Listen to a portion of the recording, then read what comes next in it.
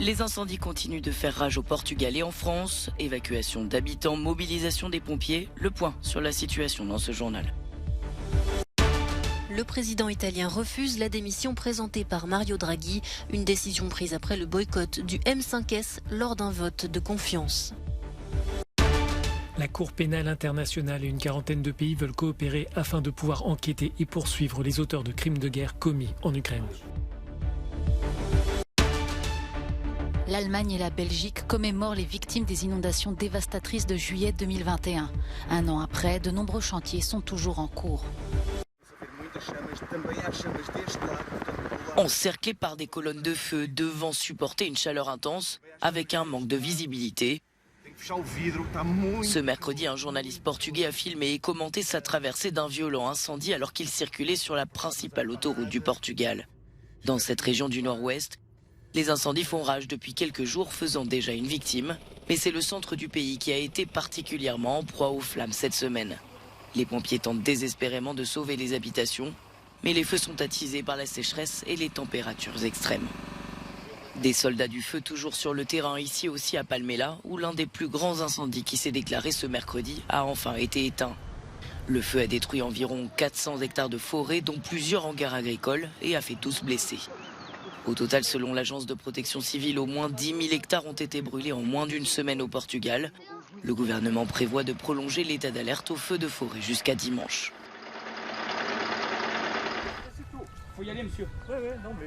En France, la Gironde est aussi le théâtre d'incendies depuis ce mardi où près de 10 000 personnes ont dû être évacuées.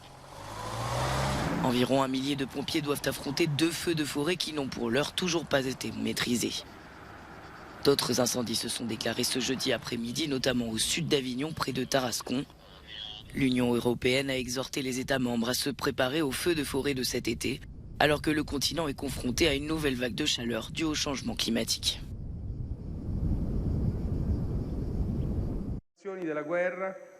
Malgré l'effritement de sa coalition, Mario Draghi reste en poste. Après la décision du mouvement 5 étoiles de boycotter un vote de confiance au Sénat jeudi, le Premier ministre avait présenté sa démission, mais le président Sergio Mattarella l'a refusé. Mario Draghi dispose d'une majorité pour gouverner même sans le soutien du mouvement 5 étoiles. Mais l'ancien président de la Banque centrale européenne avait affirmé par le passé qu'il n'y aurait pas de gouvernement d'unité nationale sans eux.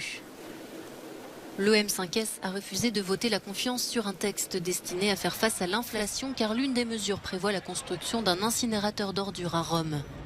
Mario Draghi avait pris la tête du gouvernement italien en février 2021 avec l'objectif de constituer une coalition d'unité nationale pour tenter de surmonter l'urgence pandémique et la crise économique. Mais sans le soutien du mouvement 5 étoiles, Mario Draghi considère que son gouvernement devient politique et qu'il n'a pas été mandaté pour cela. La Cour pénale internationale, la CPI, et 45 pays s'engagent à davantage de coopération pour poursuivre les crimes de guerre commis en Ukraine. Une conférence était organisée jeudi à La Haye pour évoquer la responsabilité des exactions commises pendant cette guerre.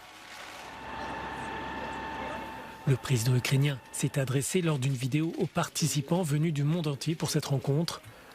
Volodymyr Zelensky demande la mise en place d'un tribunal spécial pour les crimes de guerre. Le procureur de la CPI estime que le système judiciaire international doit être mis en œuvre. Au moment où nous parlons, des femmes, des jeunes et des personnes âgées vivent dans la terreur. Ils pleurent ceux qu'ils ont perdus hier, ils retiennent leur souffle pour ceux qu'ils pourraient perdre aujourd'hui et pour ceux qui pourraient se passer demain. Dans des moments pareils, la loi ne peut pas être spectatrice.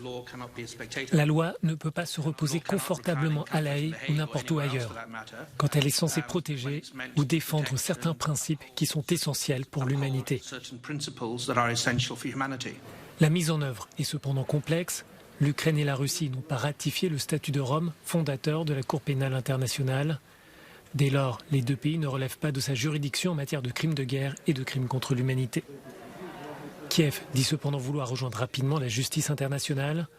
La procureure générale ukrainienne souligne d'ailleurs que son pays travaille déjà avec la CPI afin de mettre en place des procédures de coopération pour pouvoir mener des enquêtes. Nous avons des mesures de procédure et je travaillerai dans ce cadre. Nous coopérons avec toutes les cours et tous les tribunaux car pour l'Ukraine, ce qui est important, c'est la responsabilité et la justice. Et il est très important de le faire avec la communauté internationale. Volodymyr Zelensky a aussi précisé devant les participants que depuis le début de la guerre, 200 000 enfants avaient été enlevés d'Ukraine pour être emmenés sur le territoire russe. C'est un événement tragique que les habitants de Gmünd commémorent ce jeudi. Il y a un an, des inondations dévastatrices ont pratiquement rayé de la carte cette petite commune de la vallée de l'Aar, dans le nord-ouest de l'Allemagne. Un an après, les travaux sont toujours en cours. Vous pouvez le voir derrière moi, depuis un an presque rien n'a été fait. Ou ici à l'église protestante, ils ne sont pas en mesure de réparer l'horloge. D'une manière ou d'une autre, l'argent manque. Les inondations ont tué 185 personnes et causé plus de 30 milliards d'euros de dégâts matériels en Allemagne. En visite dans la vallée de l'Aar, le président Frank-Walter Steinmeier a rendu hommage aux victimes de cette catastrophe naturelle causée par le changement climatique. De l'autre côté de la frontière, en Belgique, les inondations ont fait 39 morts et des milliers de sinistrés. Malgré les plans d'urgence et les vagues de solidarité, la reconstruction est loin d'être terminée. Le roi Philippe et la reine Mathilde, ainsi que le Premier ministre, se sont rendus à Liège pour réconforter les habitants. J'ai entendu que les gens disent oui, on a été confronté à quelque chose de difficile, quelque chose que personne n'avait attendu, mais il y a eu énormément de solidarité et la reconstruction, elle avance bien. Un optimisme que ne partagent pas tous les habitants. Il y a beaucoup de personnes qui n'ont pas d'aide, qui sont là et qui ne savent pas quoi faire. Ils ne sont toujours pas dans leur maison. L'Allemagne et la Belgique appellent à améliorer les systèmes de prévention de catastrophes naturelles au niveau européen. La Commission européenne a proposé d'instituer une journée commémorative annuelle pour les victimes du changement climatique. Le président du Sri Lanka finit par annoncer sa démission par email au Parlement ce jeudi, 5 jours après avoir été chassé du palais présidentiel par des manifestants. Ces derniers lui reprochent sa mauvaise gestion au moment où le pays traverse la plus grave crise économique de son histoire. Après une escale aux Maldives, Gotabaya Rajapaksa est désormais à Singapour. Sa destination finale pourrait être les Émirats arabes unis.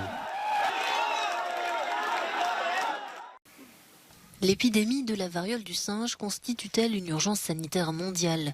L'OMS répondra à la question le 21 juillet lors de la deuxième réunion de son comité d'urgence sur la pathologie. Pour l'heure, la situation n'est pas encore alarmante en Afrique, mais le continent reste sur ses gardes. La bonne nouvelle est que les chiffres sont encore inférieurs à ceux du pic de la flambée de 2020, lorsque la région a enregistré le plus grand nombre de cas mensuels. Après une chute soudaine en 2021, 203 cas confirmés de variole du singe ont été enregistrés dans la région depuis le début de l'année. La menace pour le continent est plus globale. L'Afrique connaît en effet une augmentation des épidémies zoonotiques, c'est-à-dire des maladies ou infections qui se transmettent des animaux vertébrés à l'homme et vice-versa. Pour l'Afrique, la menace est grave. En effet, de nouvelles analyses de l'OMS ont révélé une augmentation de 63% du nombre de flambées zoonotiques dans la région africaine au cours des 10 dernières années jusqu'en 2022 par rapport à la décennie précédente. Un événement de santé publique confirmé sur 3 dans la région au cours de la dernière décennie était une épidémie de zoonose. Si l'Afrique reste pour l'heure relativement épargnée par l'épidémie de variole du singe, la situation est bien plus inquiétante en Europe, devenue l'épicentre de la vague actuelle. Au total, plus de 10 000 cas ont été recensés dans une 60aine de pays. Le Britannique Tom Pidcock est sorti en tête de la mythique montée de l'Alpe d'Huez et remporte en solitaire la 12e étape du Tour de France. La victoire du champion olympique de VTT n'a pas eu de conséquences pour le Danois Jonas Vingegaard qui reste maillot jaune. Vingegaard a résisté à 2 démarrages de Tadej Pogačar et compte au classement 2 minutes d'avance sur le coureur slovène. Le Gallois Geraint Thomas occupe la 3e place du classement en terminant l'étape sur la même ligne en même temps que Pogačar et Vingegaard. Le Français Romain Bardet est désormais à la 4e place. Au programme de la 13e étape ce vendredi, retour en plaine à l'exception d'un col de 2e catégorie et un peu plus de 192 km entre Bourdoisan et Saint-Étienne.